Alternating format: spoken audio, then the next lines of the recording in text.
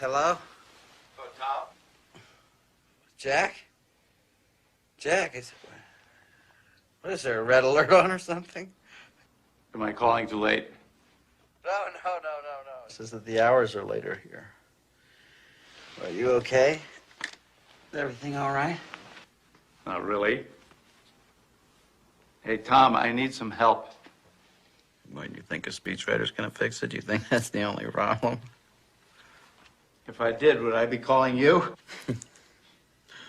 Look, I'm sorry I missed your presidential campaign. I just thought it was nuts. It looks like the voters agreed with you. Maybe it was crazy. Anyway, now I'm supposed to be running again for re-election to the Senate, you know, and people aren't giving anymore. No, they are giving, but maybe I just don't want the money. I don't have anything to say. I feel tapped out. Well, get away from there. It's a snake pit. It's a hall of mirrors for narcissists. Get a long way away. Oh, I wish. But it's impossible right now. No, come on. It's always like that. That's always part of the problem. Are you offering me a place? Yeah, sure. You could come over here. Come on over. May not be the White House, but, you know, at least here you're wanted. I'm so glad I came here. I shouldn't have invited him.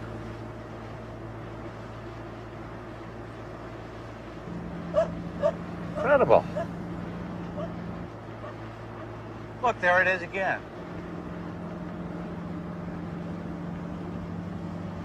The Middle Ages got left behind on this rock. Time just moved on. There he goes again. That's him, all right. Always enthused and always ready with the right words for all occasions, as if everyone was still waiting for his opinion, as if life itself was one giant press conference.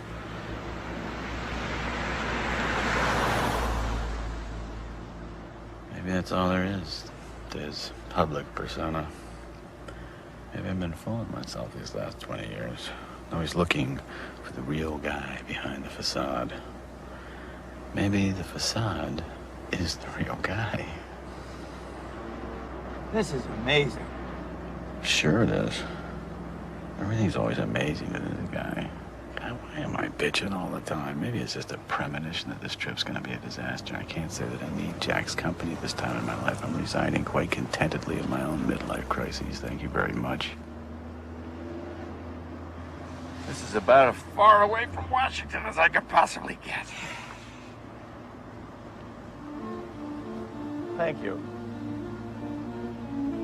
There he goes. That's why he irritates me, and that's why I love him too. The states, the whole shebang. Behind the innocence, there may be a calculating politician, but behind the politician, there's an innocent.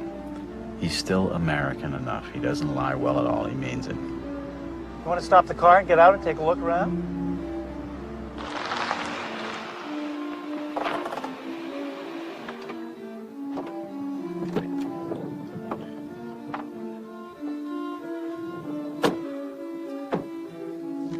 There it is. Mont Saint-Michel. What do you think? Beautiful. Yeah, you want to do something different? You want to walk over there? Walk across that swamp? Yeah, just like our ancestors did centuries and centuries and centuries and centuries ago. You're the one that want to do all the walking. Come on, let's go. Maybe your ancestors used to do this. But unless my mother likes me, I don't have a problem.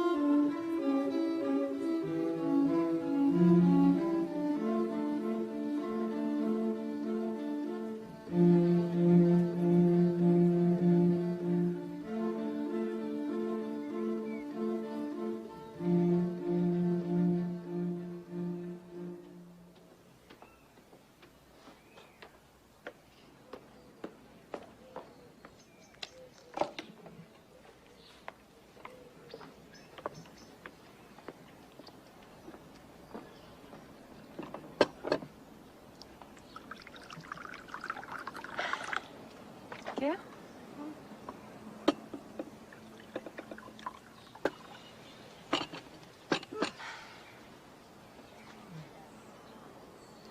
So are we gonna do something today? I thought I'd finish my book. But you always have a book to read. I'm bored. Where's Roman? I don't care what Roman is doing. You know, I wanted to do something with you. I shouldn't have come. I should have just done something with Dad. Come on, kid. You just stayed cooped up in this medieval island just reading your books. You know, you're not even aware of what's going on around you. You could be anywhere. It wouldn't even make a difference. You should just go out more, meet some people. Yeah, I will. I'm going. Bye.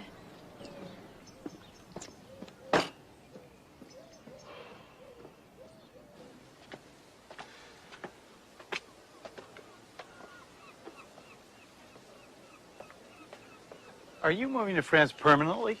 What? I thought you couldn't live anywhere but in New York.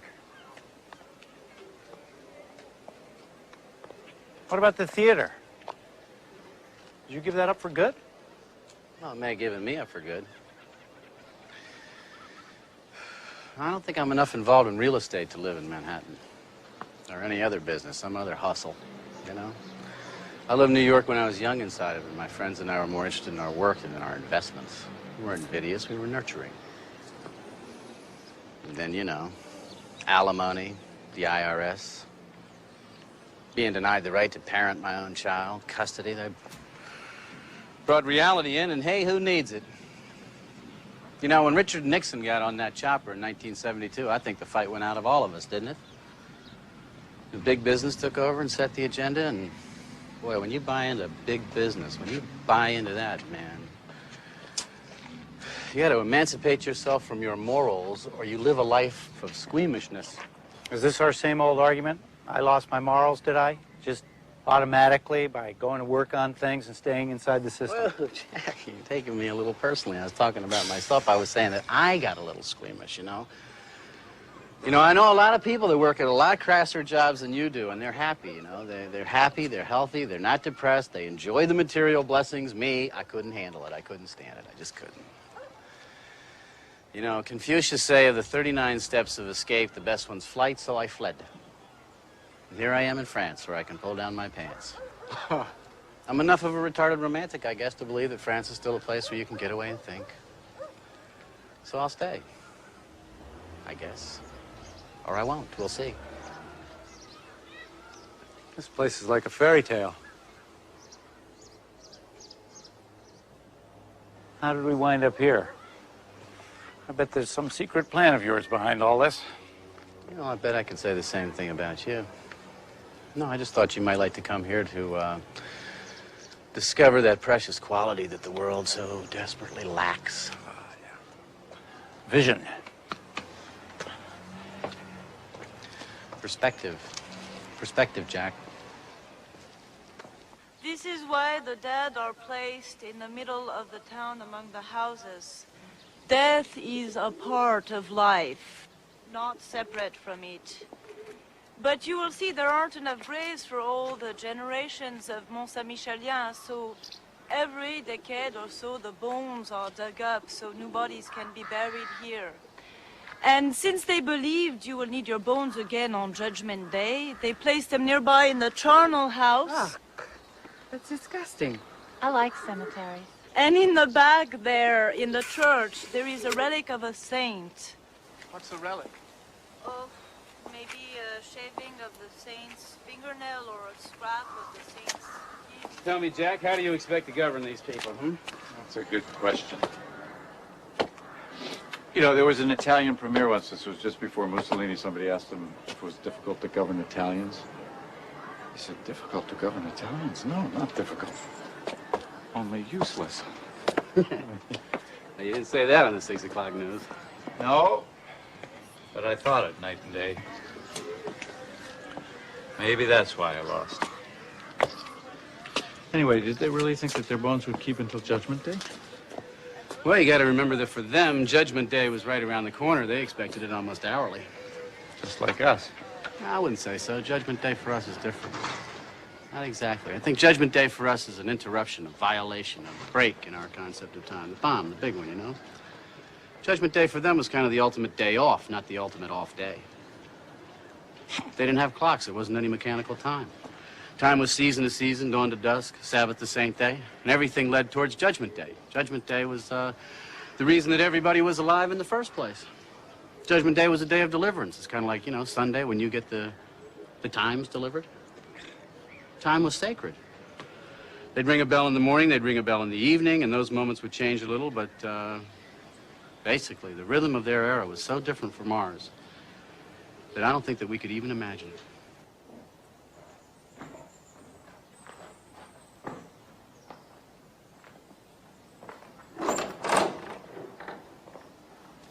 I guess we're a little early.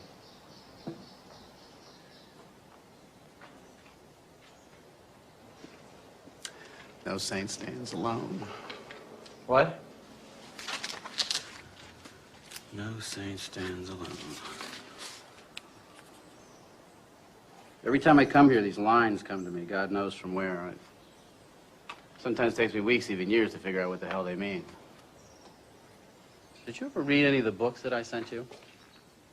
No, I'll tell you, not since you stopped thinking about coming back to help me with my speeches. Did you ever read any of the speeches I sent you? Oh, I tried. I mean, you know. The old attention span is not what it used to be. That's true, mine either. I don't have any attention anymore for anything that's not specific. Poetry just confuses me. Yeah, politics. Politics confuses everybody. Including its practitioners. But I know what no saint stands alone means. Oh, yeah? What? It's the essence of my profession. Because between every politician and his own point of view, there's always 3 fat cats, 2 PAC lobbyists, half a dozen microphones. No man is an island. Entire of itself, every man is a piece of the continent, a part of the main. Therefore, never send to know for whom the bell tolls. It tolls for thee.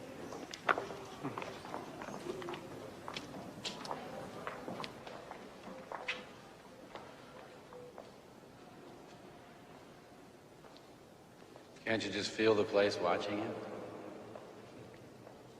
Yeah, it makes you feel pretty small. Yeah, it was supposed to. The individual in the human body was supposed to feel small, dwarfed, denied all independent existence. We lost some of the sense of being all one. But we got our freedom. That's not a bad trade-off, really. I don't know. Still don't know if it's worth it. If we haven't lost more than we've gained, all I ever hear anybody talk about today is themselves. I wrote a poem once. It's titled, "The Stones Speak, I Am Silent." Well, at least you're free to think what you want and do what you can about it. Think of the poor guy who had to carry the stones up the hill to build this place. He didn't have any say in his life at all. Or try running for office someday. You won't feel so bad. Someone else sets the agenda. Someone else sets the schedule. Somebody else decides what you can say and what you better not say. Talk about losing yourself. People have been known to forget their own names. Maybe you're too smart to be president. Yeah, a television correspondent told me that once. What'd you say? I got a little steamed. I said American voters want their leaders to be dumber than they are. They figure they'll do less harm that way, and that it's an expensive form of cynicism. You said that on TV? Yep. You're not so smart after all.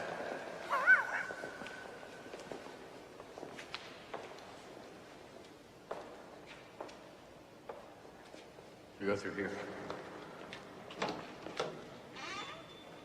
It's up here. After you.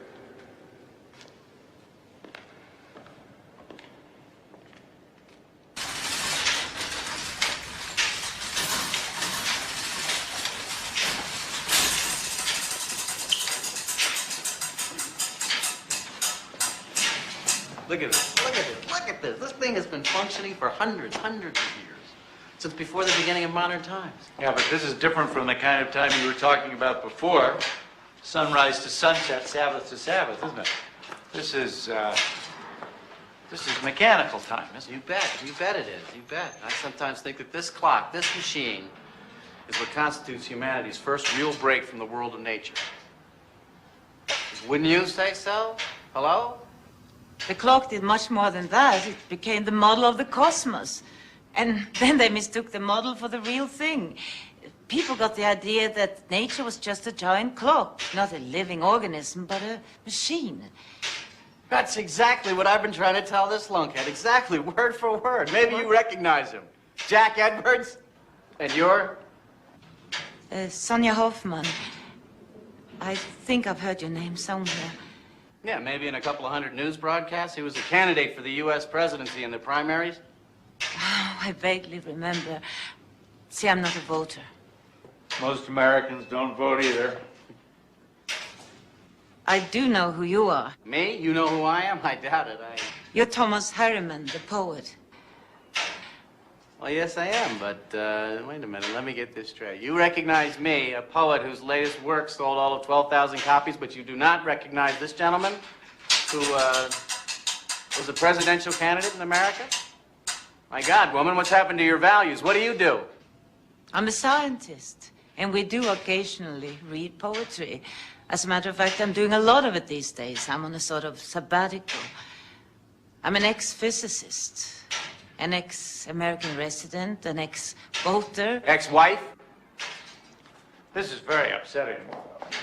Why don't intelligent people like yourself bother to vote? Well, forgive me, you politicians make it so hard. The ideas expressed by most of you, right and left, seem to me as antique and mechanical as that old clock. What's that supposed to mean? Well, if I was to explain that, I'd have to go all the way back to Descartes, if you remember him. Yeah? To be or not to be? I think, therefore I am. Yeah, well, we both went to college, yeah. Well, Descartes was the primary architect of the view that sees the world as a clock. A mechanistic view that still dominates most of the world today, and it seems to me, especially you politicians. Mechanistic. Is that a real word? Mechanistic, mechanical, mechanics? Yeah, it's a good word. Mechanistic, as if nature functions like a clock. You take it apart, reduce it to a number of small, simple pieces, easy to understand, analyze them, put them all back together again, and then you understand the whole. Isn't that what's known as scientific thinking, Miss Hoffman? Really? What you call the mechanistic view, isn't that what the scientific method's all about? Is it? Well, I don't think so, but I'd like to kind of hear from the physicist, Jack. All right, I'm sorry. Please continue. Well, you're right in a way, Mr. Jack. Call me Jack. Okay, Jack, you are right in a sense. But it wasn't always so, not before Descartes. When he introduced such thinking, it amounted to a revolutionary break with the church. He said, I don't need the Pope to tell me how the world functions. I can find that out for myself. Because to me, the world is just a machine. And then he became fascinated with clockworks and made the clock into a central metaphor. He said, I consider the human body as nothing but a machine. A healthy man is like a well-made clock. A sick man is like an ill-made clock. Well, the metaphor seems a little clumsy now, but it worked, didn't it?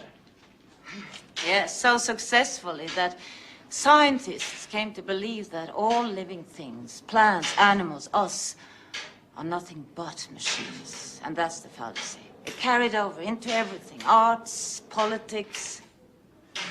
I don't know, it seems to me that most people don't even remember who Descartes was. I'm sorry, I guess I just don't follow you. But he'd like to. If you could just break it down into 30-second media bites, that's more what he's used to. Very funny. All right, what is it that I don't recognize?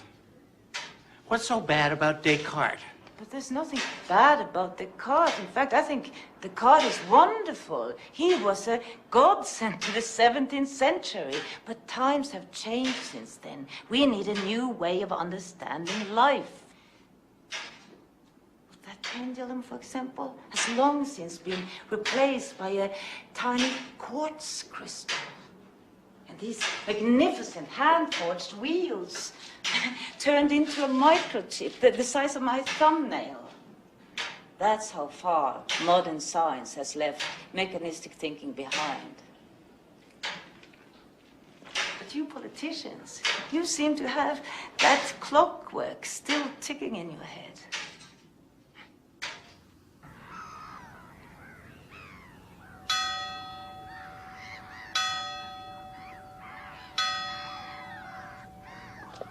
Keep on going, Sonia. Don't stop. Who knows? You may just have that vital piece of information that we Pauls, venal and stupid as we are, have been missing out on all along. Well, there you go, thinking in terms of pieces. Pieces are all we get of the picture, only fragments. Come on, give me some examples. Well, let's take the population problem, for example. You can solve it by looking at different forms of birth control in isolation. Research has proven again and again that the most effective form of birth control is not a pill. It's economic and social gains, which will reduce the desire for large families. That's true. Do you know that in our world, every day 40,000 children die from malnutrition and preventable diseases? That's every other second. It's now, now, and now. But the short lives of these children cannot be seen in isolation. They're part of a whole system involving the economics, involving the environment, and more specifically, involving high levels of third world debt. How's that? The burden of frenzied borrowing is not falling on those with foreign bank accounts, nor on those who created the imbalance. The burden is falling on the already deprived. 3 years ago, President Nyerere asked the question, must we starve our children to pay our debts? That question has been answered in practice. And the answer has been yes, because since he asked, hundreds and thousands of little children in the third world have given their lives to pay their country's debts. And millions more are still paying interest with their malnourished minds and bodies.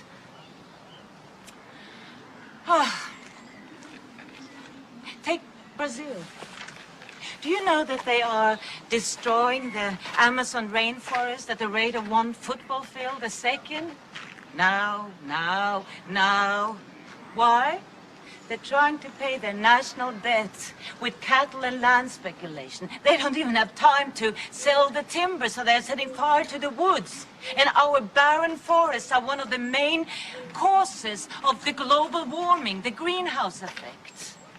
And in the meantime, we are pouring our money into the arms race. See, you cannot look at one single of our global problems in isolation, trying to understand it and solve it. Of course, you can fix a fragment of a piece, but it will deteriorate a second later because what it was connected to has been ignored.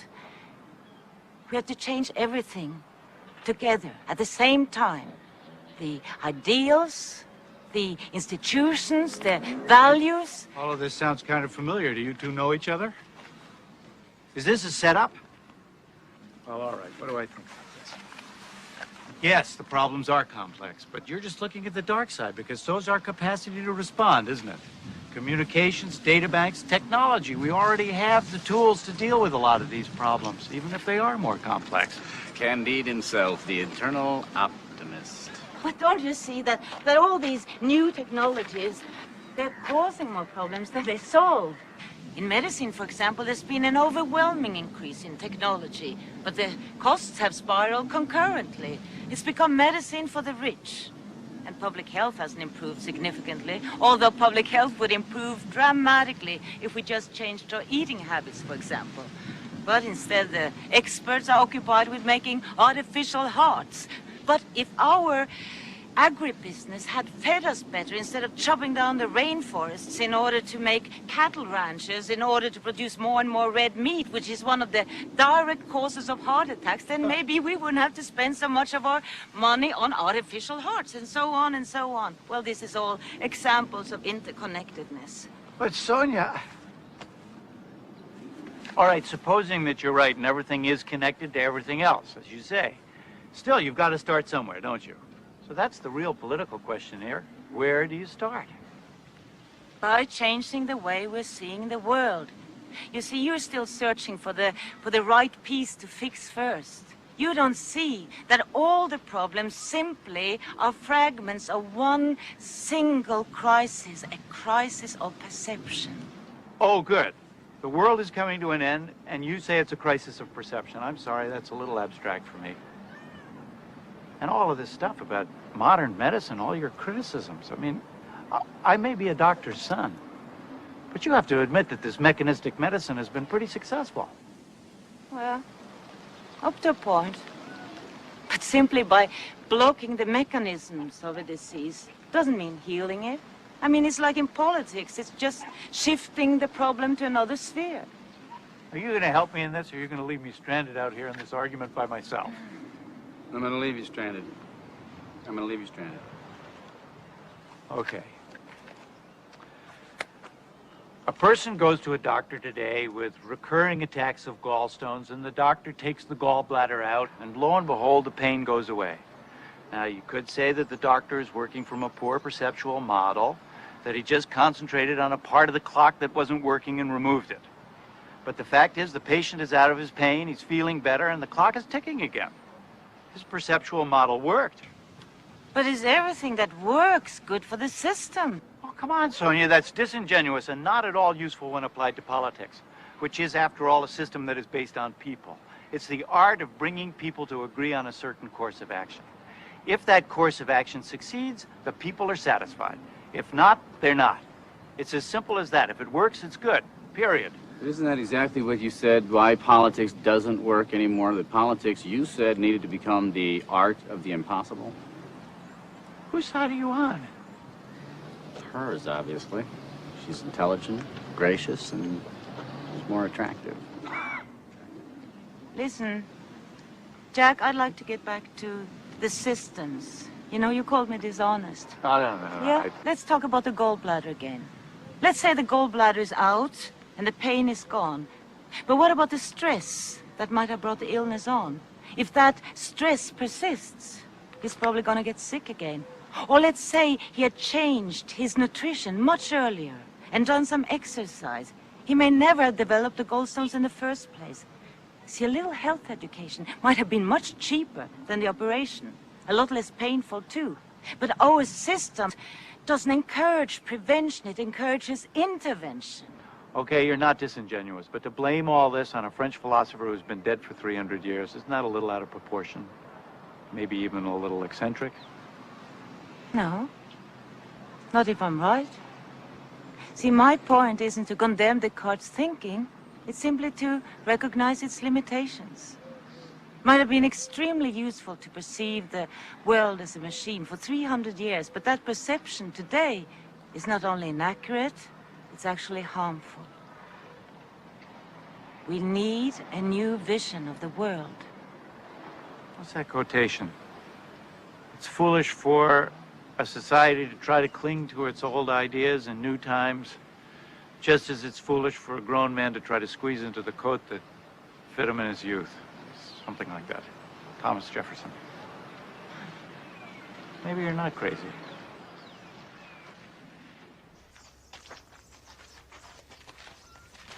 I don't know, Sonia. This new vision of the world might just be some sort of millennium madness, some kind of St. Vitus's dance of the mind as we approach the year 2000. No, everybody's aware now. We can make ourselves extinct at the press of a button. And we're soiling every square foot of land, sea, and air.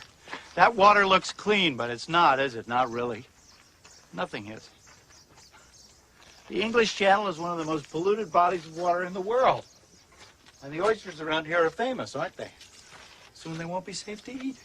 Not only that, this water is radioactive, contaminated by a nuclear plant a few miles from here. Yeah, I read about that too.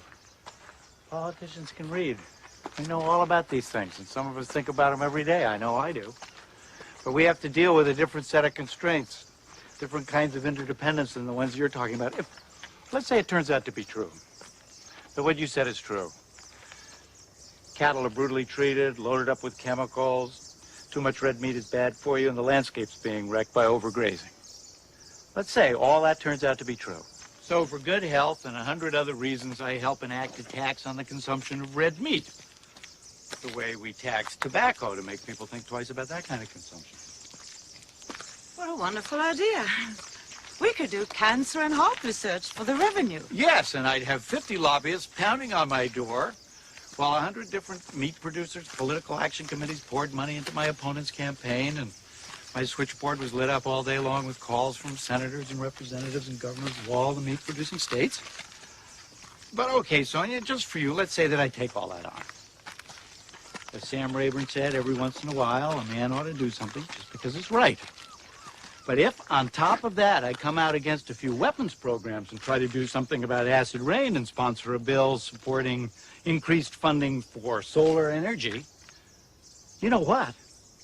By the next election, anybody who would run against me, and I mean anybody, would have the combined funds of all those people to defeat me, and he would, too. And I'm not even saying it's wrong.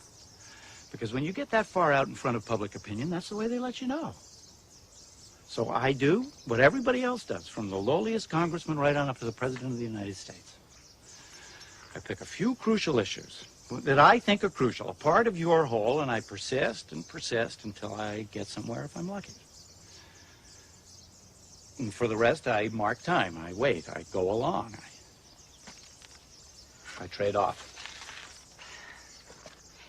This is why I don't vote. Excuse me, it's what we've been talking about. You get people to eat less red meat, and then you do something like paying off the farmers, buying up surplus butter and subsidizing its price. So if we don't get a heart attack one way, you'll just find another way to give it to us. Well, I agree with you. We wouldn't contradict each other, or we wouldn't contradict ourselves so much if we didn't do things piecemeal. But, you know, there's something a little scary, maybe something even a little cruel about your theoretical exigency here. I mean, are you going to be the one who tells everyone what's good for them? Are you going to tell a farmer that there's something wrong with the goals that he and his family have pursued for generations and then, what, just shut them down? You know, maybe we are beaten up all day long by private interests, but at least our government is now stays close to what people perceive to be their needs. Look, the world changes faster than people's perception of it. Would it be a challenge for a great political leader to bridge the gap, to inform, to allow us to feel responsibility? Anyway, the people don't trust you politicians anymore. At your last election, only 50% of them even bothered to vote. Yeah, getting them back would really require a politics of the impossible. What a great campaign slogan. Where were you when I needed you? I'd vote for it. Oh, good. I get the poet vote. Ah, politics of the impossible. Yeah, you might get my vote, too. Great. Add to that the support of all well-informed but non-participating women living on medieval islands, as Mel Victor is.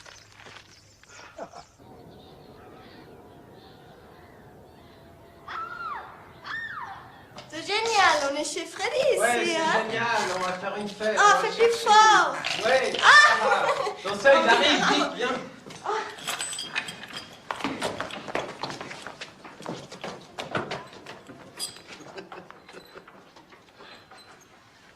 Why does that make me angry?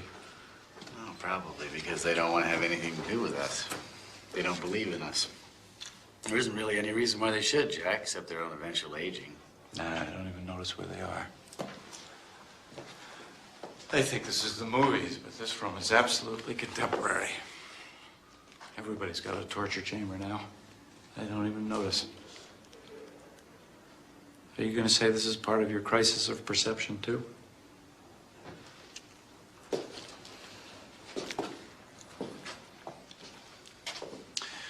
Yeah, or maybe we're all led a little towards death, like wolves to the weak. Or maybe people are just shits. You'd like to blame this on Descartes. I'd like to blame it on anybody, but this is such a part of human history. Well, I don't know about Descartes, but I do know that Francis Bacon presided over the witch trials of King James I at a time when millions of women were tortured or burned for practicing folk medicine or worshipping pre-Christian goddesses or simply because they were unusual. I would probably have ended up on the stake myself. See, I don't believe it was a metaphor when Francis Bacon wrote that nature had to be hounded in her wanderings, bound into service, made a slave. He even said that scientists, with their new mechanical devices, had to torture nature's secrets out of her. Did you notice how he uses her when describing modern nature? As if nature was nothing but a witch.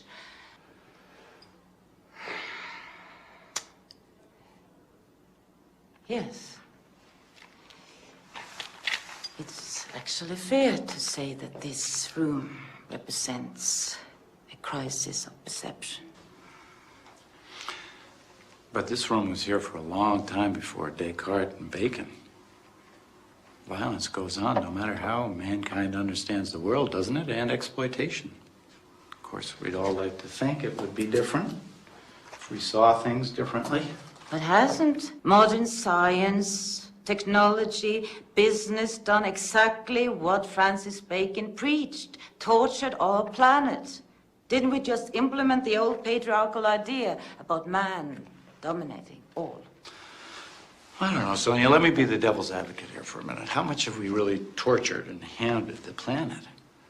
I mean, you could say not much compared to what the ice ages did to the world, for example. And who says that nature can't cope? We're all scared to death about the disappearing ozone layer, but we only started studying ozone levels about 10 years ago. It could be that these so-called holes in the atmosphere have been appearing and then disappearing again since the beginning of time. Couldn't it? Could be that nature has a healing mechanism that we don't even know about. It could be that this hysteria about ultraviolet rays is nothing more than that, just hysteria. That's exactly what he said about the German forests only a few years ago. And look at them now. More than half of the trees in the Black Forest are dying. We can't explain it away any longer. We simply cannot take the risk. And right here around this island, the tides are slowing down.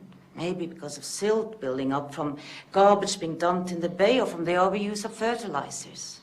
Lakes can die. Entire oceans become polluted. Topsoil, forests, water, poisoned, dead. Things can change so fast. In the hands of man, nature becomes fragile.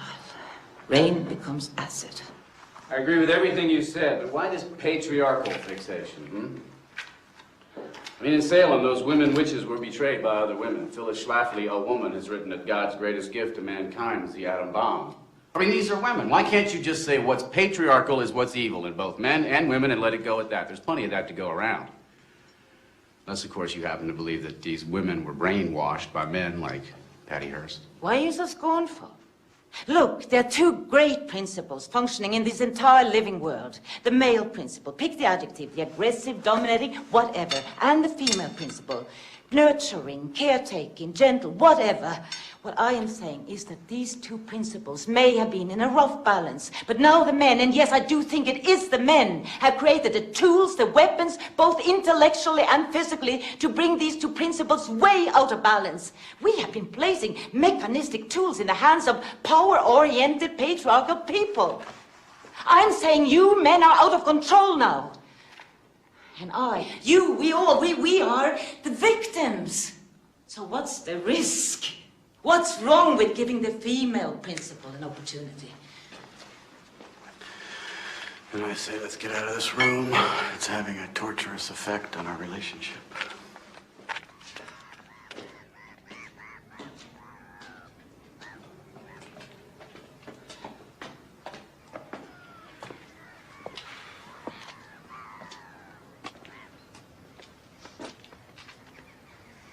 Look, Sonia, I'm sorry if I ruffled your feathers down there. I just,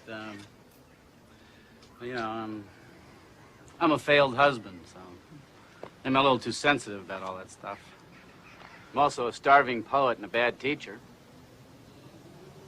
And Jack here is another midlife casualty, except that his wife is still around. I don't know, maybe there's a connection in there somewhere for you. What do you do? I mean, what brings you to this far out and remote place? Well, let's see. I'm a scientist, still, even though I'm on a semi-permanent sabbatical. How come? I got tired of seeing my work fed to the U.S. Defense Department.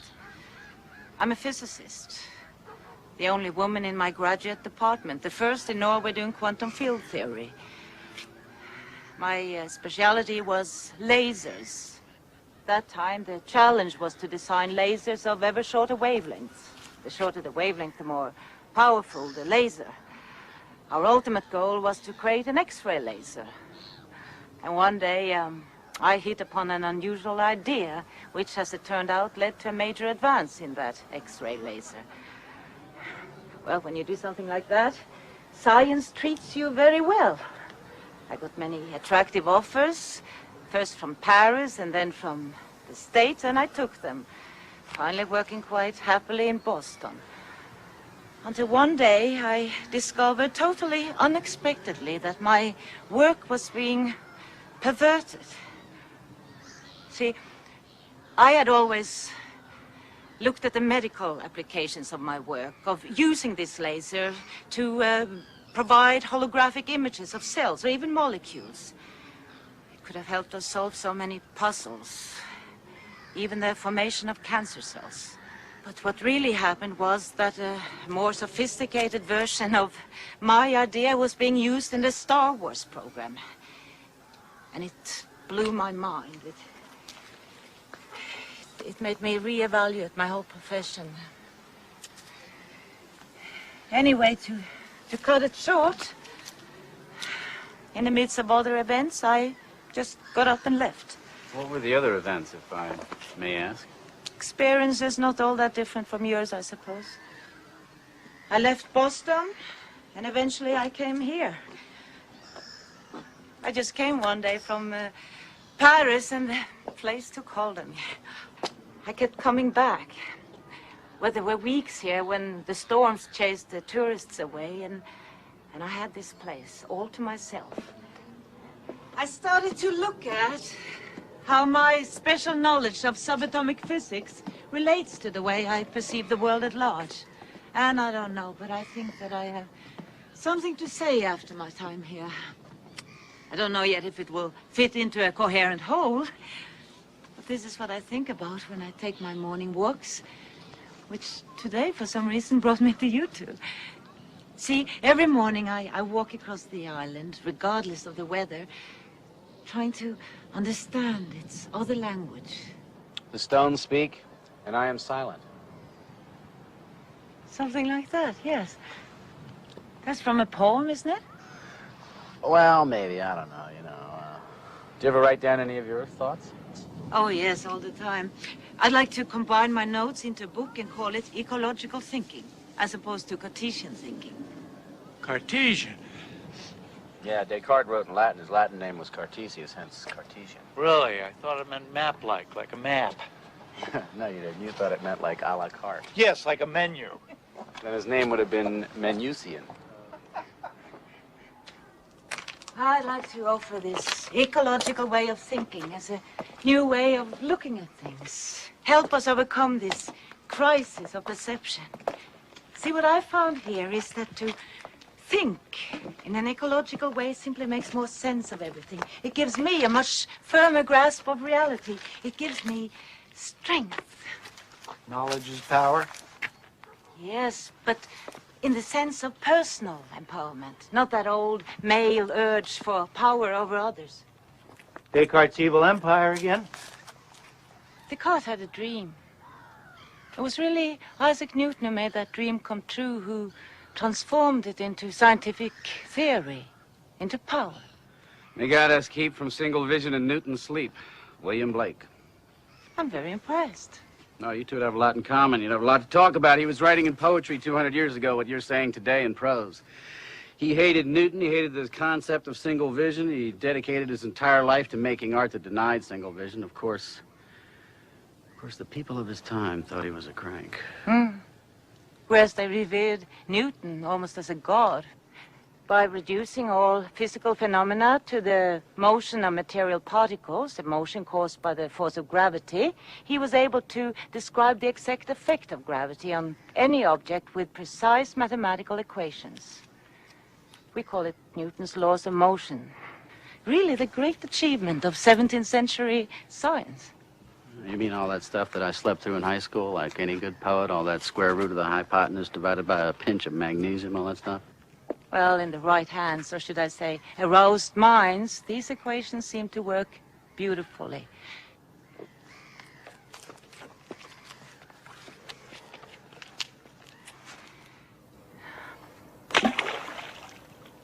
I could use Newton's equations to calculate and explain every motion of that throw, from the ballistic curve to the ripples in the water.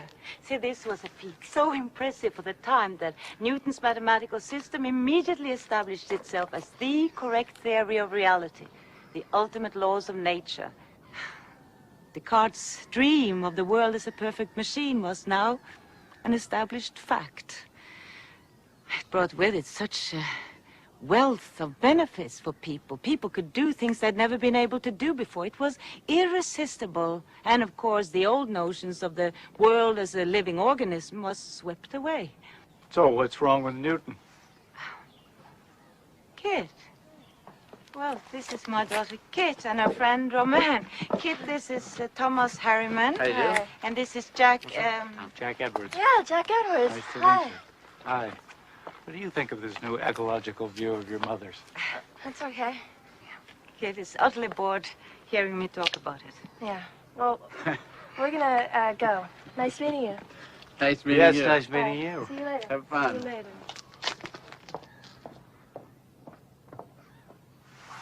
Oh, so she's living here with you? No, she's in her first year in college. She's on a break. But right now, yes, I think she's utterly bored living here with me. I understand that. I have two of my own. Yeah, I have one. You know, it's no accident that Turner painted light when he did, or that light became the inspiration of the Impressionists. The nature of light became an obsession with the physicists, too. See, none of them could visualize how the light of the sun reached the earth. Why? What is the nature of light? To understand the nature of light, you have to know what matter is made of. I thought it was made of atoms. What's an atom? Well, Newton thought it was small, solid particles. But that's not what scientists saw when they observed atoms for the first time. What they saw was totally unexpected and shocking. You mean when they discovered that atoms were made up of even smaller particles, a nucleus with electrons whirling around it? Not only that, they were moving in relatively vast regions of empty space. That's what shocked the scientists up. Atoms consist mainly of empty space. What does that mean, vast regions of empty space? Atoms are tiny. Yes, they are. This is what's so hard to visualize. See, the size of atoms is so far removed from our ordinary sense of scale and proportion that it's extremely hard to get a feeling for the relative sizes and distances of their particles. Ask yourself, how many atoms are there in an orange? Now, to answer this, you'll have to blow up the orange to a size where you can actually see the atoms. You'll have to blow up the orange until it's reached the size of the Earth. The atoms inside of it will then be the size of cherries. Myriads of cherries tightly packed into an orange the size of the Earth. Wow, what an image. I'm serious. I was trying to shrink the earth orange back down into the size of an orange and imagine all those cherries whizzing around inside of it. Made me dizzy. This is a dangerous height to be dizzy at. But okay, you say that the atom is the size of a cherry and that in that cherry atom there's all this empty space. Well, what about the nucleus? There is a nucleus in there, right? I mean, how big is that? That's where we're going here, isn't it? Invisible is the answer. If we blow up the atom to the size of a football, the nucleus would still be invisible. If we blow up the atom to the size of a sphere that would fit into this room here, the nucleus would still be invisible. What if you blew it up to the size of this island, to the size of the rock we're standing on? Okay. We would blow the atom, the cherry, up to the size of this island. Okay, then the nucleus would be the size of a small pebble. Something like that. And the electrons would be much smaller still. We would have to look for them all the way down there, at the edge of the island. And the whole space in between would be empty. Wow, that's fantastic. It's weird. It's even weirder than poetry. So what you're saying is that if there were a sphere large enough to contain this whole island, what it would actually consist of is a pebble and a few grains of sand. That's all this huge sphere contains. In other words, nothing. It's empty. But if this rock is made up of spheres like that, then what makes it so solid? Why can't I pass my hand through it? Why don't we fall through it? Yeah, why don't we fall through everything? Why doesn't everything fall through everything? Well, you see, this is the obvious question that physicists had to ask.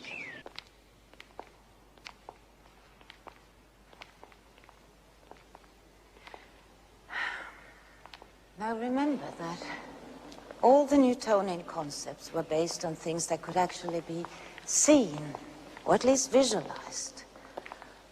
But what they were now finding in this strange and unexpected world were concepts that could no longer be visualized. And when they went on battling with this absurd phenomena of atomic physics, they were forced to admit to themselves that they didn't have a language, not even an adequate way of thinking to describe their new discoveries. They were forced to think in entirely new ways in terms of radically new concepts. To understand why matter is so solid, they had to question the conventional ideas about the very existence of matter. And after many frustrating years, they were forced to admit that matter does not exist with certainty in definite places, but rather shows tendencies to exist. Tendency? What the hell does that mean? Now, let's say we want to observe an electron out there. Now, we cannot say that it is in a definite place. We can rather say it has a tendency to be out there in the front rather than in the back. Or here to the left rather than over there to the right. In scientific language, we actually don't speak about tendencies. We speak about probabilities. I seem to remember voting for a bill in the Senate that gave some physicists a lot of money for a detector that they said would tell them exactly where an electron is. Were we being gypped? Not at all. The strange thing is that when you actually make a measurement of the electron, it is in a definite place. But between measurements, you cannot say that it is in a definite place, or that it has traveled a definite path from one place to another. You mean when you want to measure it, it just sort of shows up? Yeah. Oh, kind of like out-of-work actors or presidential candidates like Jack Edwards. What do you think? What do you think? Hey, tough guy. Yeah. My knees hurt. Okay, let me get this straight. You measure it and the electron is there. It shows up, like Thomas said.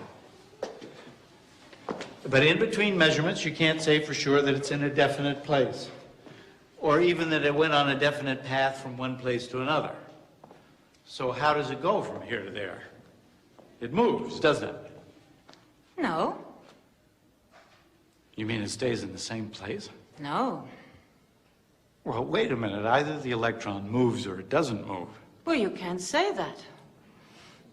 Well, are you getting a feeling now of what these physicists felt? You see, an electron doesn't move from place to place, and it doesn't stay in one place either. It manifests itself as probability patterns spread out in space. And the shape of these probability patterns changes with time, something which might seem like movement to human perception. Are you saying that the electron sort of gets smeared out over a large region, and then when you measure it with the measuring gun, it collapses into a small point? You got it. You see, all subatomic particles, electrons, protons, neutrons, manifest this strange existence between potentiality and reality.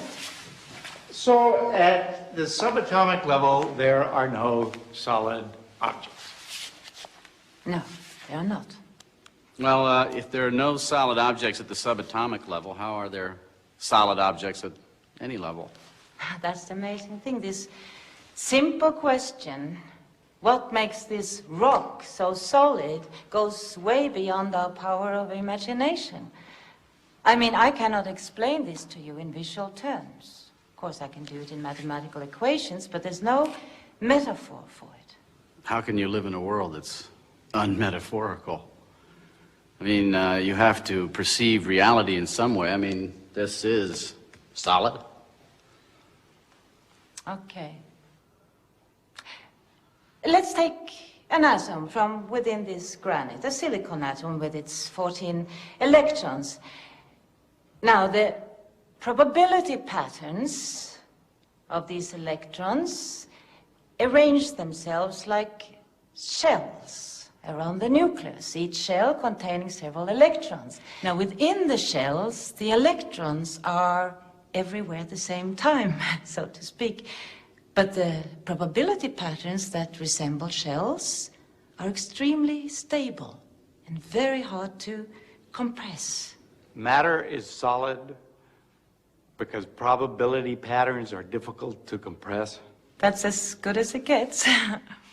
So I was right to sleep through Mr. Giddis's physics class. That little model he made out of Tinker Toys with sticks and balls, that was wrong, right? Right, wrong. Yeah, it's a lousy visualization, but then no one did it any better.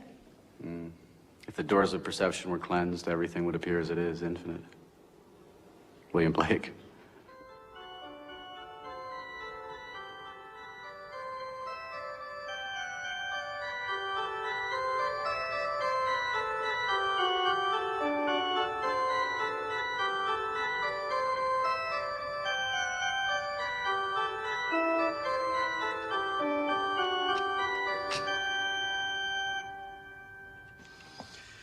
So, Sonia, life's a bunch of probability patterns running around. Probability patterns of what?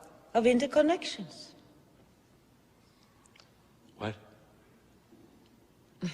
Well, what I'm trying to say is that these probabilities are not probabilities of things, but probabilities of interconnections. See, Jack, that's what she was trying to tell you. See, we tend to think of subatomic particles as some kind of small billiard balls or small grains of sand. But for physicists, a particle has no independent existence. A particle is essentially a set of relations that reach outward to connect with other things. What are those other things, please? They are interconnections of yet other things, which also turn out to be interconnections, and so on and so on. You see, in atomic physics, we never end up with any things at all. The essential nature of matter lies not in objects, but in interconnections. Everybody knows the chord. It's a third, the most basic of harmonies. Carries with it a very distinctive feeling, no? And yet, its individual notes carry none of that feeling. Therefore, the essence of the chord lies in relationships. And the relationship between time and pitch Makes melody. makes melody. Relationships make music. Relationships make matter, Music of the spheres. as Kepler said. And Shakespeare before him. And Pythagoras before him. Now, this vision of a universe arranged in harmonies of sounds and relations is no new discovery. Today, physicists are simply proving that what we call an object, an atom, a molecule, a particle, is only an approximation, a metaphor. At the subatomic level, it dissolves into a series of interconnections, like chords of music. It's beautiful. Yeah, but there are boundaries, aren't there? I mean, between you and me, for instance. We are two separate bodies, aren't we? That's not an illusion. Is it? Are you saying that there is actually a physical connection between you and me and between you and the wall behind you and the air and this bench? Yes. At the subatomic level, there is a continual exchange of matter and energy between my hand and this wood, between the wood and the air, and even between you and me. I mean, a real exchange of photons and electrons.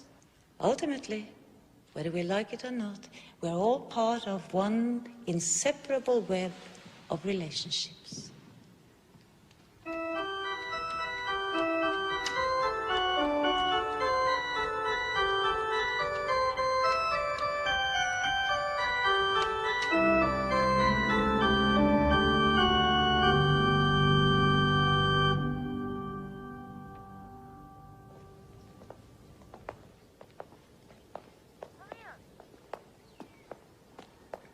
How does all this explain light? Yes, finally. Light. Now, light doesn't need a medium, because although it travels in waves, it also travels as particles. Light is both particles and waves? Yes, but the particles of light, which we call photons, are of a very special kind. Unlike other particles, they never stand still. They never speed up, they never slow down. They always travel at the same speed, the speed of light. And the waves are not ordinary waves, like water waves. They are abstract patterns of probabilities, traveling in the form of waves. Patterns of relationships like everything else. Exactly.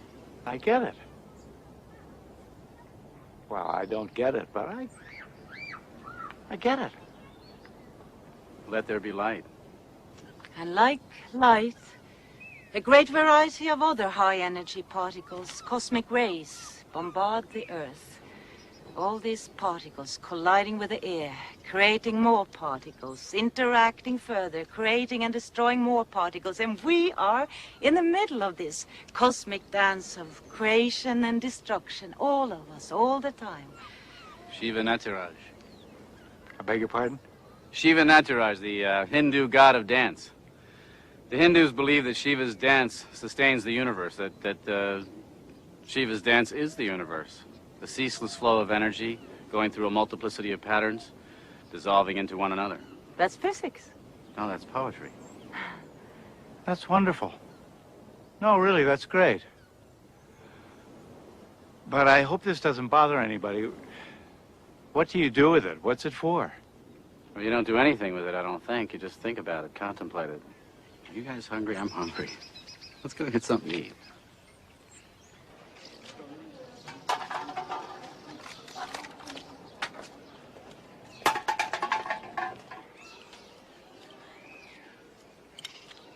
How can they do that here? I mean, how can they do that anyway? It's your fault. What? Well, okay, it's not your fault. It's physicists' fault. They made the bomb. You can't blame littering on the bomb. Why not? The bomb made the whole planet disposable. Littering is an expression of powerlessness. Like, hey, what difference does a little more crap make? It's all going anyway, completely, you know? Maybe you're right.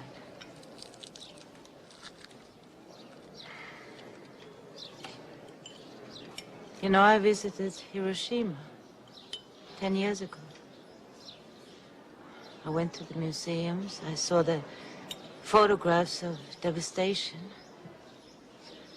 I went to the Peace Park, looked at all the monuments.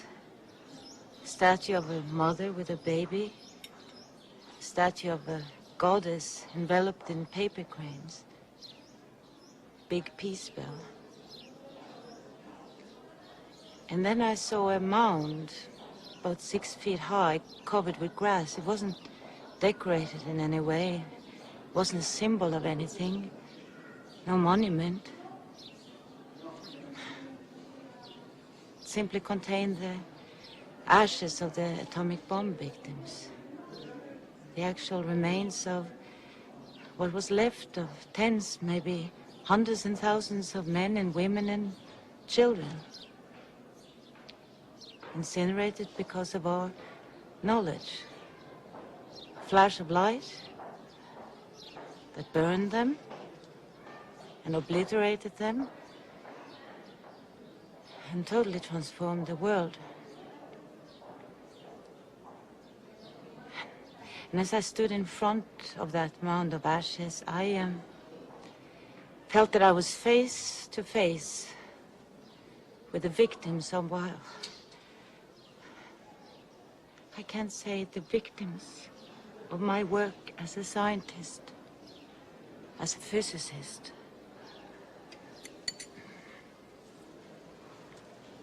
I cried.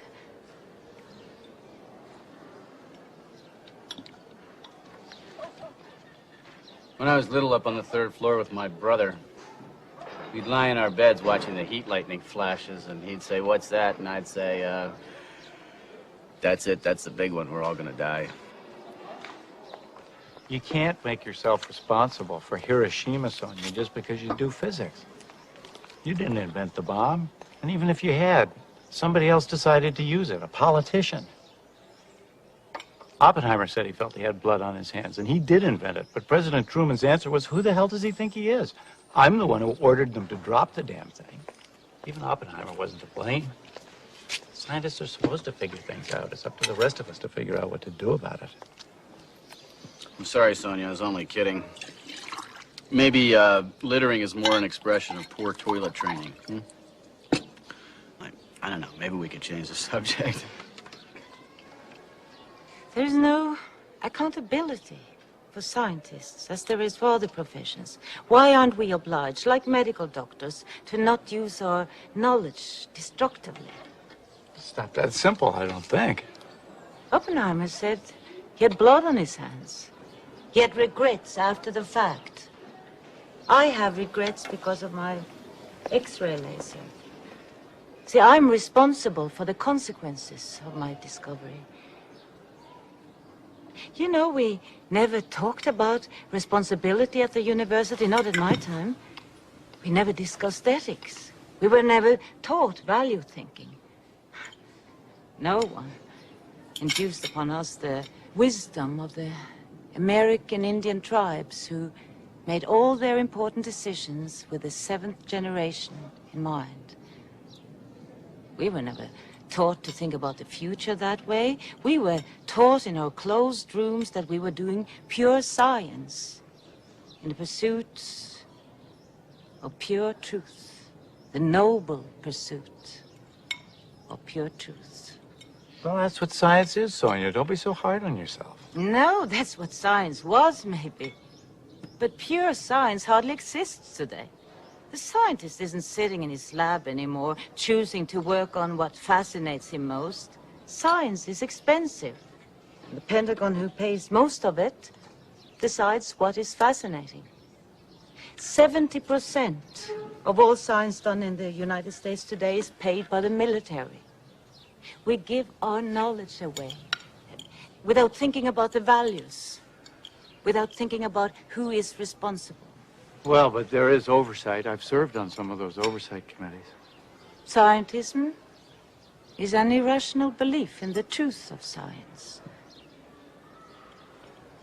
It's become a religion today. It's not a good religion, but it is a dominating religion. And people, of course, who see what miracles physicists are able to achieve, like going to outer space or splitting atoms or making bombs, believe that scientists who are so powerful also must be very wise. And so they don't question their work anymore.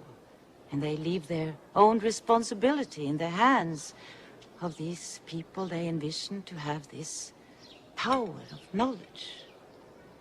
And although they know that scientists are doing scary things in the shadows, they just hope that they will be careful. And then scientists hand over their responsibility to those who are paying them. And I know what happens when you hand over your responsibility to those who pay you, like I did with my laser. It broke my heart. If you're worried about the possible dangers of genetic engineering, who do you go to for advice? You have to ask a scientist. He's the only one who understands. And you pretty much have to take his word for it, too, because often you don't know even what questions to ask. Science should welcome your questions, because science itself should question everything. You know, these oversight committees hold hearings from time to time where the public is invited to comment. Maybe you should be there. A person like you might be able to do some good. He's still running, only the Terminator can stop him. Should we get the check? I'll pay. Oh, no.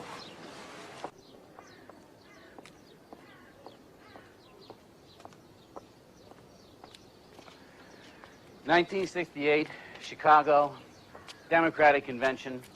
The cops are getting ready to charge the demonstrator, and I'm standing there next to this guy who I have never before seen in my life, and I say to him, well, I'm going home.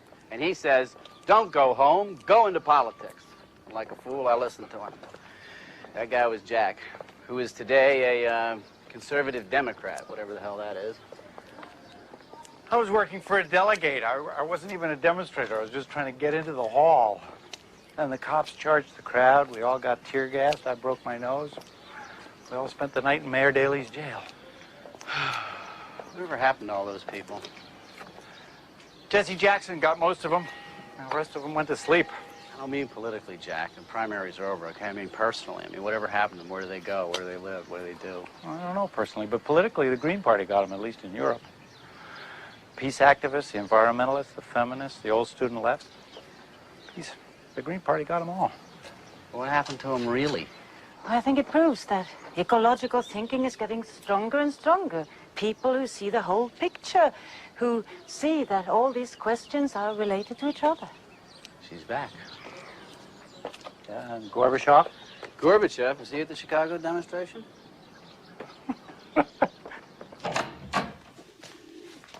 Mom, I thought you were with those men. Yeah, they're out there. There, Mom.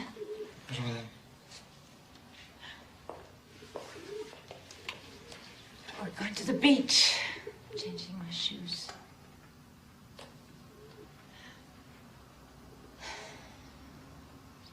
What's the trouble? Nothing. Did I do something wrong?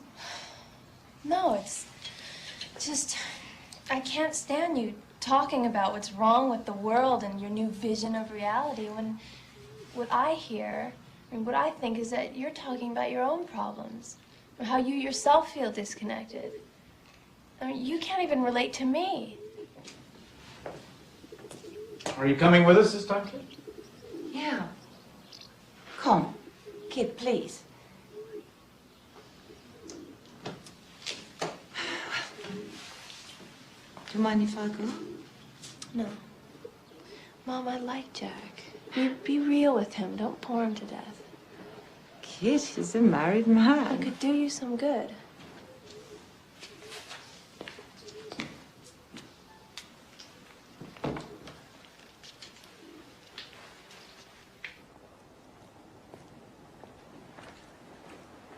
And in 1968, Richard Nixon won the youth vote. 1980 and 1984, Ronald Reagan did the same thing. Majority of Americans are very conservative. You know, I think we are dealing with a historical process that's so deep that even Americans won't be able to resist it much longer. When I look around in the sciences, I see the same patterns emerging everywhere, the same notions of holism, the same thinking in terms of processes instead of structures. It's happening in America too, because once something takes hold in the sciences, it will spread. It always has, whether we like it or not. I'm glad to hear you say that. I thought you'd given up on America.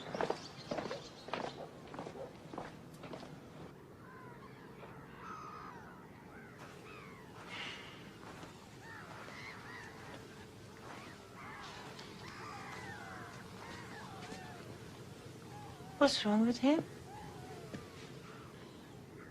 The color has probably caught him.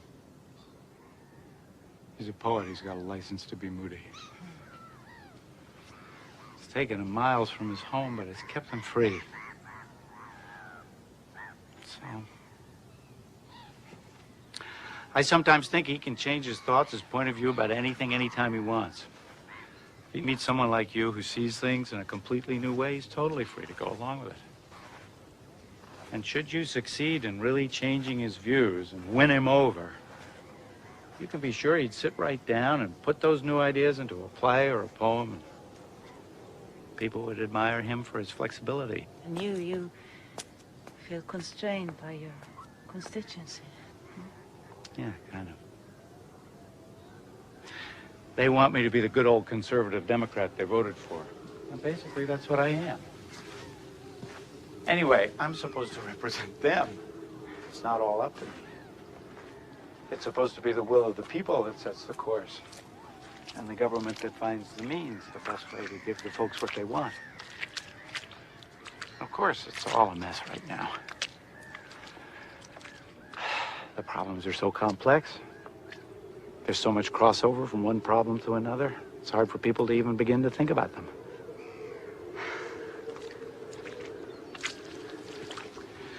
But still, I think Thomas Jefferson was every bit as great a mind as Isaac Newton was. I doubt if there's been a better form of government anywhere in history ever. And of course, getting into politics is nothing to be ashamed of. To me, it's still the biggest challenge there is. But things are changing faster and faster every day. A few years back, the greenhouse effect was just a theory, and now we're just not keeping up. But Sonia, the question is, can your ideas change that? Hasn't a lot of what we've been talking about been discussed and recognized already, and all recognized in all the environmental legislation? Clean water in 72, clean air in 77, 12, 14 years ago, and we're still falling behind. So can your ideas make these things move faster? I mean, if you're going to wait for most of the people to be ready to go along with you before you move, which is what you have to do. I'm sure you're not a secret lover of dictatorships, but wouldn't it take some kind of totalitarian regime to put ideas as comprehensive as yours into effect? So how does all this translate into politics, or doesn't it? Is this just going to be the best conversation I've had in months, or is there still a chance you can get me elected president? That's what I'd like to know. Jack, are you still asking me for a program? I'm trying to make you embrace a vision. But you just want to know what the packaging is. I'm a practical man. I'm from Missouri. I thought you were from the East Coast. That's an expression. It means show me. Devising policies, that's your job. I do think that as long as you continue looking at things through that old patriarchal Cartesian Newtonian lens, you're going to miss out on what the world really is.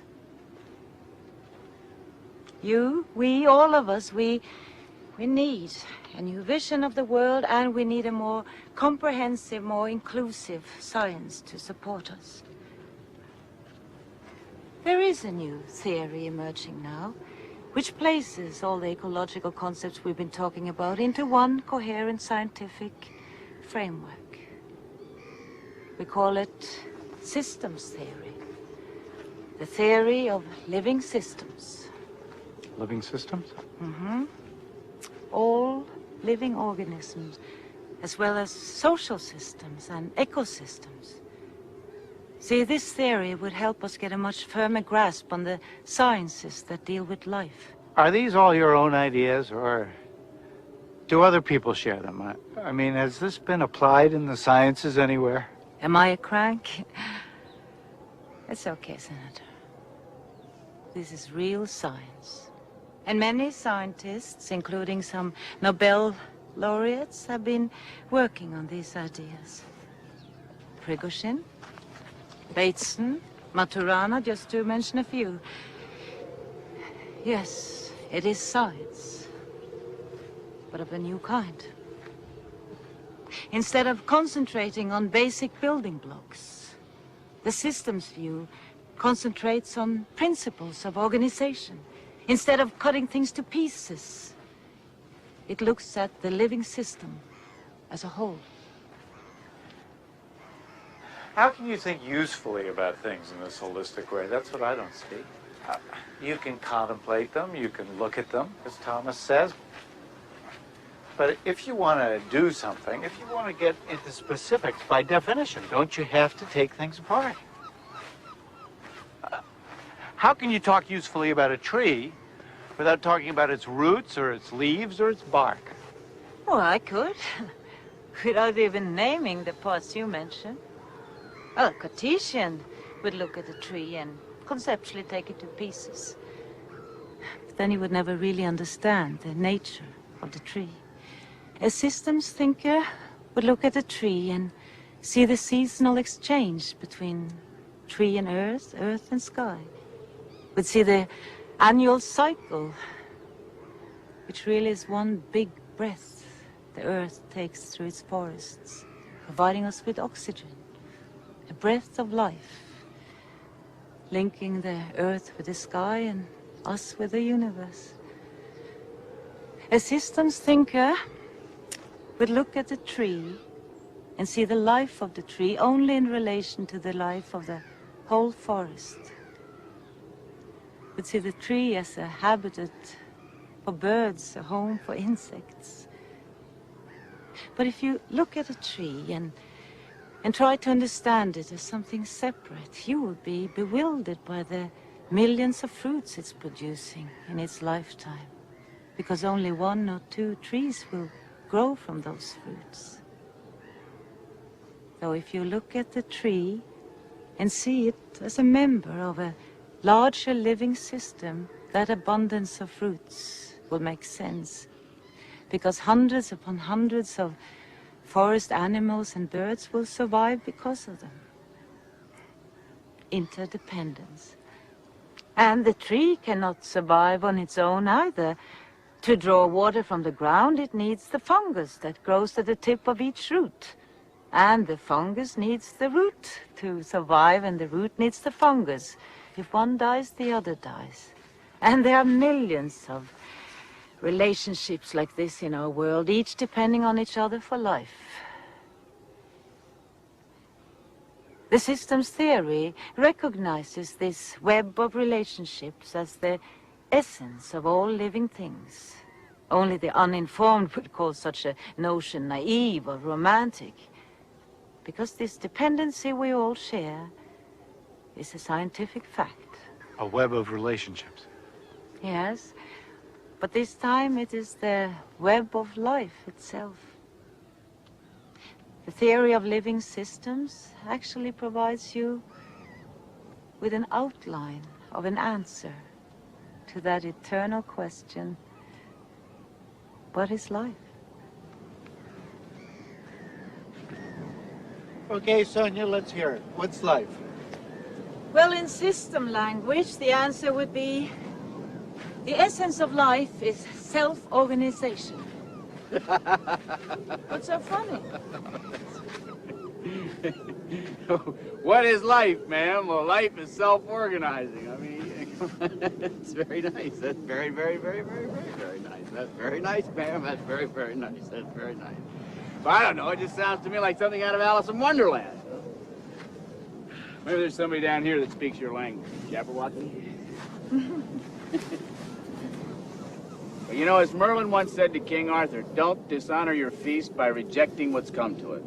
Sit. What is life? Life is self-organized.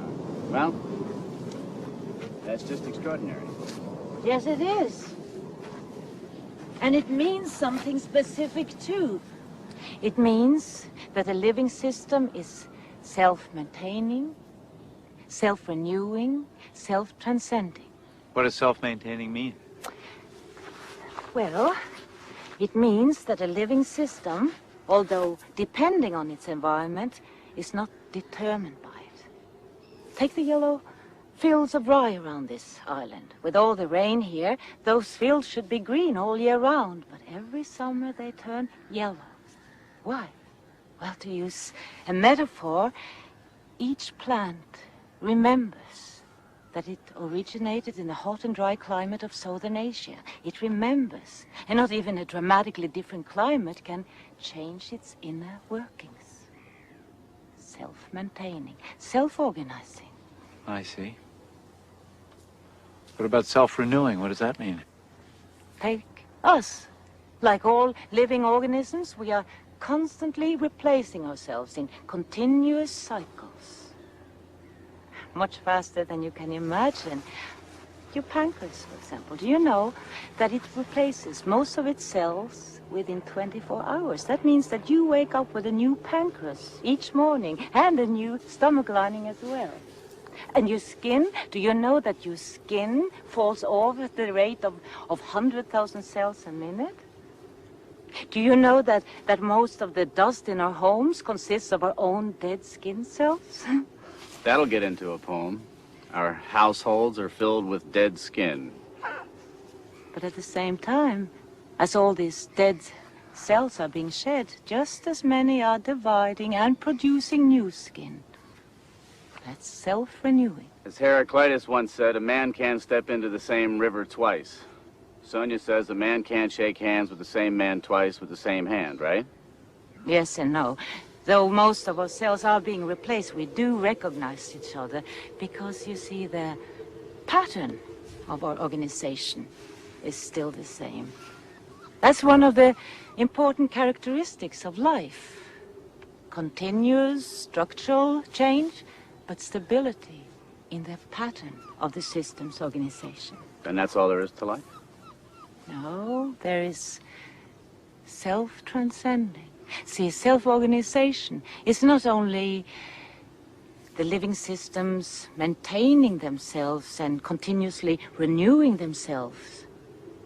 It also means that they have an inherent tendency to transcend themselves, to reach out and create new forms. See, that is one of the most exciting parts to me, that the basic dynamics of evolution, it's not adaptation, it's creativity. You mean the living systems will evolve just for the hell of it, that they'll sort of go exploring whether they need to for survival or not, so that I'm not so far out of step as I usually suppose? No, you're not. Creativity is a basic element of evolution. Every living organism has the potential for creativity, for surprising and transcending itself. Creating what, for instance? Beauty? Oh, yes. Beauty, too. See, evolution is so much more than adaptation to the environment. Because what is the environment, if not a living system, which evolves and creatively adapts itself? So, which adapts to which? Each to the other. They co-evolve. Evolution is an ongoing dance, an ongoing conversation. We are systems and the planet is a system. We don't evolve on the planet. We evolve with the planet. Wouldn't it be extraordinarily powerful if you could introduce just that one idea into the political dialogue? Yeah, Jack, there might be something in this for you to renew your candidacy. Well, as for Sonia and myself. I bet you're going to say that it was my destiny to come here and meet Sonia and listen to these ideas. What am I going to do about this? I come from a country where they use 40% of the world's resources to support 6% of the world's population, which makes the population so happy and peaceful that we're the world's biggest drug market. Half our teenagers contemplate suicide, and 1 in 5 girls has tried it. Would a systems thinker give nuclear energy a second thought? We're up to our necks in it, and all of its waste. And the most important issue of what you've just been saying is the obsessive pursuit of growth. Now that has to stop. I know. I've been all over this 100 times. Obsessive growth, pathological growth, destructive growth. But how are you going to get anybody to accept it? What am I going to do? Where do you start? We have to give importance to the next generation. And the next. See, it was only when we failed to include them in our scientific theories and in our pursuit of growth that we placed all living systems in jeopardy. Just contemplate that horrifying fact that we are leaving to our children the most poisonous of wastes, plutonium. It's going to remain poisonous for the next generation, and the next, and the next. In fact, it's going to remain poisonous for 500,000 years. We should never have accepted that theory, knowledge is power. We should never have accepted the idea that what's good for General Motors is good for America. We need a sustainable society, one in which our needs are being satisfied without diminishing the possibilities of the next generation. But you're asking me, what should you do? I don't know what you should do. You know what you should do. I know that what worked for me was to come here, be quiet, and take one thing at a time, think one thought to its end. Now, that was my first real step. Telling you was my second. You can't pass the buck that easily. How about doing something direct about this? How about helping me? How about joining my staff? What do you mean? I don't know. Finding a way to get these ideas of yours into the political mainstream. You say it's urgent, you say the ideas are practical, I'll give you a chance to prove it. Of course, it'll be frustrating work. You'd have to watch a lot of lying and wheeling and dealing. You'd have to learn how to compromise, too. You'd have to get your hands dirty. Well, I get them dirty the way I want, here. In my ivory tower, where I can sit and think. Something that Jack, with his tenacious pursuit of the common good, not to mention his own career, just doesn't seem to understand how an individual can want to get away. A long, long way away. Thousands and thousands and thousands of miles away. So that you can have the luxury of being a voice crying in the wilderness instead of being one of many voices trying to be heard over the clamor. Believe me, I can appreciate being here. I can understand why that'd be nice. I see the pedestrian nature of political work, but look, if you're going to say no, don't say anything. Just think it over.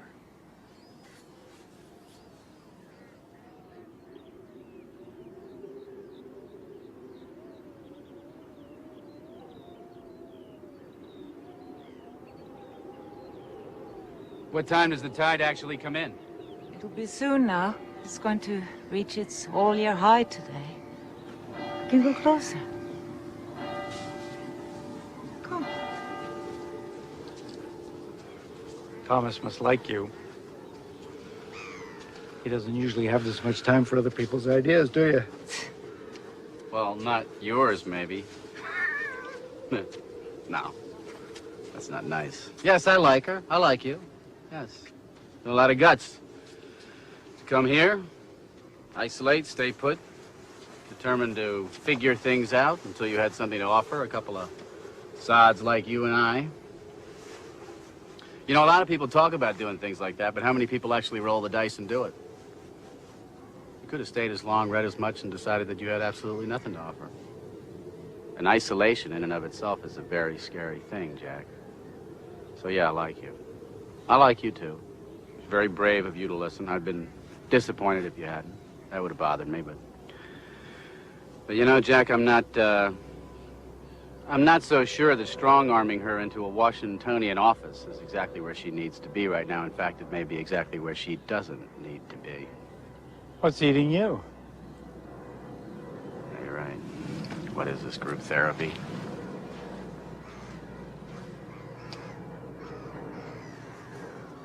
All of this is covered in water when the tide comes in, isn't it? Oh, yes. Including the pastures. Must take a special breed of sheep to be able to graze around here at all with all this salt. And how could the grass grow without the manure and the sheep grazing on it? And I wouldn't be surprised if the people around here have a taste for salty lamb, so the people are in it too. The sea, the grass, the people, the sheep. You asked me what the lobster is weaving down there with its golden feet. I tell you, the ocean knows this. You say, who is the Asidia waiting for in its transparent bell? I tell you, it's waiting for time, like you. You say, who does the macrocystis algae hug in its arms? Study it. Study it at a certain hour in a certain sea, I know. You question me about the wicked tusk of the narwhal, and I respond by describing to you how the sea unicorn, with a harpoon in it, dies. You inquire about the kingfisher's feathers, which tremble in the pure springs of the southern shores. I want to tell you that the ocean knows this, that life in its jewel boxes is endless as the sand, impossible to count, pure, and the time among the blood-colored grapes has made the petal hard and shiny, filled the jellyfish with light, untied its knot, letting its musical threads fall from a horn of plenty made of infinite mother of pearl. I'm nothing but the empty net which has gone on ahead of human eyes, dead in the darknesses, of fingers accustomed to the triangle, longitudes on the timid globe of an orange. I walked around like you, investigating the endless star. And in my net during the night, I woke up naked. The only thing caught? A fish. Trapped inside the wind. Pablo Neruda. Pablo Neruda! Does that remind you of anything? Walked around investigating the endless star? Isn't that what you do, Sonia? And in my net during the night I awoke naked. Isn't that what you do? Don't you take your net and throw it out into these far-out places of quantum physics and systems theory? And don't you find that the only thing you ever catch is your own self back again? Like a fish trapped inside the wind. Where are the other people in your system, Sonia? The ones you love. What about these tourists here that we feel so superior to? Aren't they too like fish trapped inside the wind? And I don't know, maybe even the feeling's more terrible for them because, you know, they don't have words to describe it. So tell me, Sonia, where are all of us in there? The real people with their qualities, their longings, their weaknesses. Where are you inside there, Sonia? Where's Kit? You know, scientists can tell us what life's internal metaphors are, whether they're computer chips or clocks. Politicians can tell us what forms our lives should take. But, I feel just as reduced being called a system as I do being called a clock. Life's just not condensable. You know, one group of people uses one set of words to change the world, then another set of people come along with a different set of words to change it, and I don't mind. You know, it's all the same to me. I don't mind a bit. It's like the seasons changing. And I like you. I like your timorous courage. I like the fact that you want to make the world a better place. God knows it could use it. And I like my silly friend Jack, who's crazy enough to think that he wants to be President of the United States. And as for me, don't mind me, I'm a fool. But remember, life feels itself. Life feels itself. Differently, perhaps, than all your words for how to manage it. And even with the best intentions in the world, you'll go wrong if you forget that life is infinitely more than yours or my obtuse theories about it. Healing the universe is an inside job. And you've helped me. And I love you. And I love you too. I love you both. Water. What a day! What a day!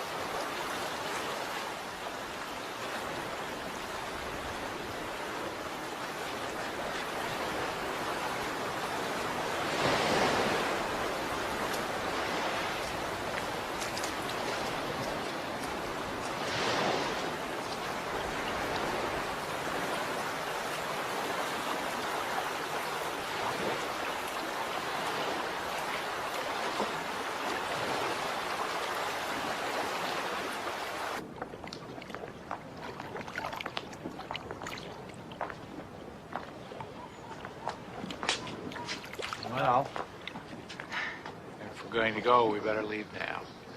Well, why don't you just stay? I don't know, why don't you just come? Anyway, thanks. Thank you. Don't thank me. I love the day.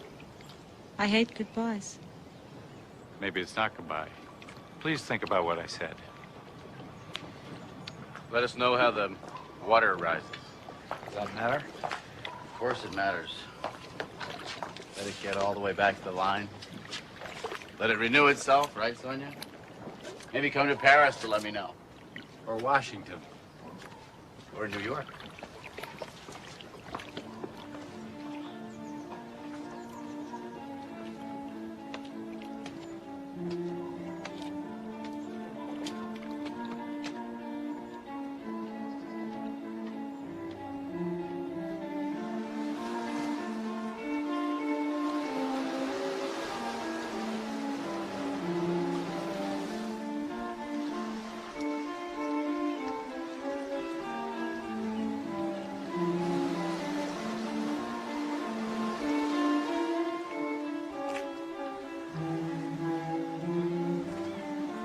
Where are the other people in your system, Sonia? The ones you love.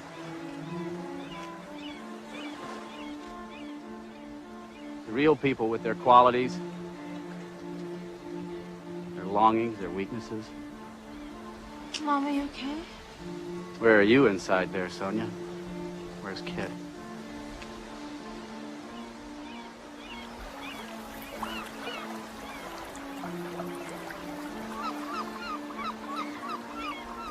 What are you thinking?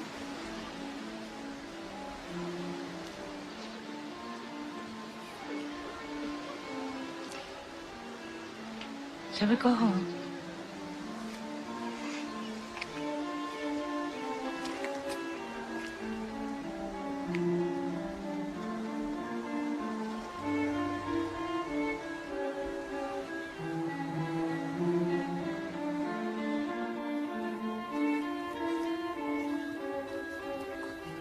Feel like my long weekend in France has just come to a close.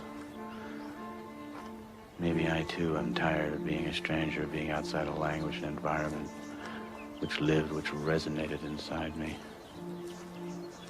Our emotional system, as she might say, needs a larger system to nurture it.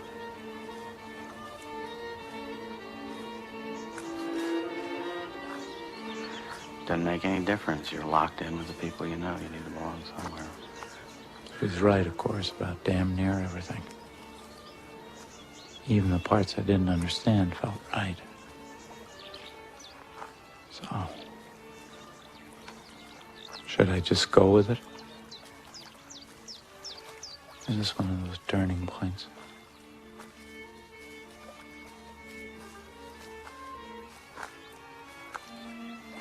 You, the woman, I, the man, this the world.